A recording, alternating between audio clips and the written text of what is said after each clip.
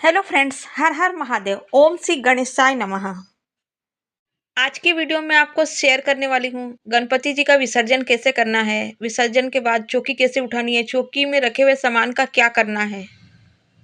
गणपति विसर्जन से पहले भूल कर भी दो गलतियां ना करें। माना जाता है ये गलतियां करने से रिद्धि सिद्धि घर से चली जाती है, इसलिए भूल कर भी ये दो गलतियां ना करें। तो वीडियो को बगैर स्किप किए आप लोग जरूर देखिएगा, क्योंकि आधी अधूरी जानकारी से कोई फायदा नहीं होगा। तो आइए जानते हैं। देखिए, आखिरी के दिन अनंत चतुर्दशी वाले के दिन गणपति जी का विसर्जन होता है। जैसे रोज पूजा करते हैं उसी तरह आज के दिन भी पूजन कर लेना है।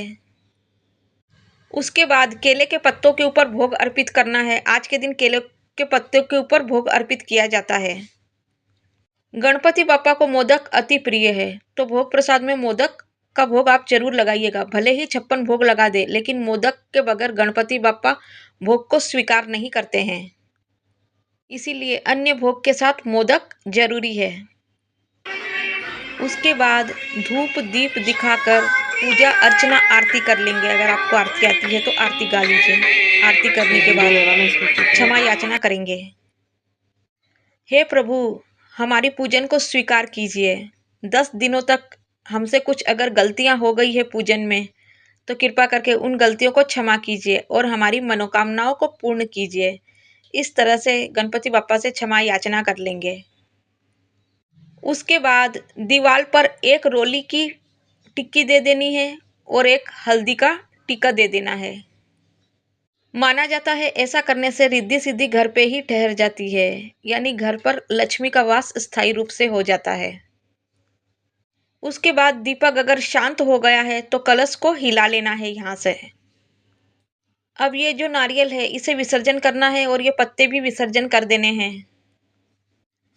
साथ ही ये जो कलश में जल है, इस जल का पूरे घर में छिड़काव करेंगे। इससे घर की नेगेटिविटी चली जाती है और पॉजिटिव ऊर्जा घर पे बनी रहती है।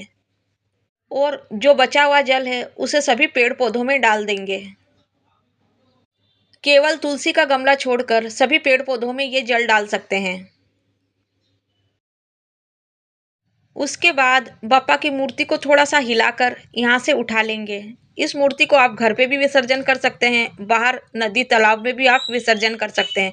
अगर घर पे विसर्जन करना चाहते हैं तो आप बाल्टी में जल डालकर आप विसर्जन कर सकते हैं। अगर नदी तालाब या बाहर जा रहे विसर्जन के लिए तो आप बाहर भी विसर्जन कर सकते हैं। विसर्जन के समय आपको बोलना है गणपति बाप्पा मोरया, पुढच्या वर्षी लोकरया। मोरया रे बाप्पा मोरया रे। इस प्रकार से गणपति जब विसर्जन करते हैं तो इस प्रकार से हमें बोलना होता है। और बोलना है गणपति बाप्पा आप तो जा रहे हैं, लेकिन हमारे घर में सुख समृद्धि आपकी कृपा से हमेशा बनी रहे। इस प्रकार से प्रार्थना कर लेनी है। उसके बाद सवाल आता है ये रिद्धि सिद्धि। रिद्धि सिद्धि आप गणपति जी के साथ ही विसर्जन कर सकते हैं, नहीं तो ये 2 सुपारी है रिद्धि सिद्धि के रूप में, तो ये 2 सुपारी को आप धोकर फिर से पूजा में यूज कर सकते हैं। आपके यहाँ जैसा नियम है आप वैसा कर लेना, क्योंकि ये सब जगह का अलग अलग नियम होता है। उसके बाद ये जो भोग प्रसाद है, इस भोग प्रसाद को स्वयं ग्रहण करना है और सबको वितरण कर देना है। और बाकी बचा हुआ प्रसाद जो है उसे गैया को खिला देना है। उसके बाद गणपति की चौकी के नीचे ये जो अनाज है और सिक्के हैं, ये अनाज और सिक्कों को एक लाल पीले कपड़े में बांध लेंगे। इसे पोटली बना लेंगे और आप कहीं पर भी इसे लॉकर में रख सकते हैं, तिजोरी में रख सकते हैं, अपने पर्स में भी इसको रख सकते हैं।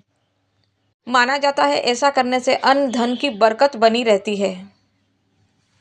और ये जो फूल है, पत्ते हैं और जो जितनी भी सामग्री है यहाँ पर, ये सभी हमें जल में विसर्जन कर देना होता है।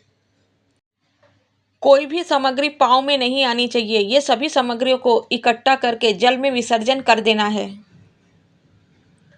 तो फ्रेंड्स, ये थी आज की जानकारी। ये जानकारी आपको कैसी लगी? जानकारी थोड़ी सी भी यूज़फुल रही है आपके लिए या आपको ये जानकारी अच्छी लगी तो प्लीज़ वीडियो को एक लाइक कर दीजिए। अगर आप चैनल पे नए हैं तो सब्सक्राइब कर लीजिएगा, ताकि अगले वीडियो की नोटिफिकेशन हम आपको दे सकें।